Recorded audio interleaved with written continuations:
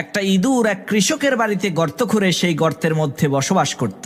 একদিন সেই ইঁদুর দেখতে পেল সেই কৃষক বাজার থেকে একটি ব্যাগে করে একটি ইঁদুর মারার ফাঁদ নিয়ে এসেছে। সেই কৃষকের বাড়িতে আবার একটা কবুতর, একটা মুরগি আর একটা ছাগল ছিল।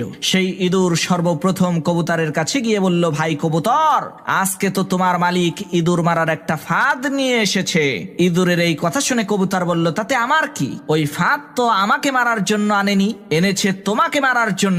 এটা তোমার সমস্যা, তুমিই বোঝো। কবুতরের এই কথা শুনে সেই ইঁদুরটি নিরাশ হয়ে মুরগির কাছে যে ওই ইঁদুর মারার ফাঁদের কথাটা বলল। তখন মুরগিও এই একই কথা বলল, ভাই এটা তো তোমার সমস্যা, এর সাথে তো আমার কোনো লেনা দেনা নাই। মুরগির কথা শুনে সেই ইঁদুর আরো হতাশ হয়ে ছাগলের কাছে গিয়ে ওই ইঁদুর মারার ফাঁদটার কথা বলল। ইঁদুরের কথা শুনে ওই ছাগলটি হাসতে হাসতে বলতে লাগলো, ভাই তোমাকে মারার জন্যই আমার মালিক ওই ফাঁদ বাজার থেকে কিনে এনেছে, তাতে আমার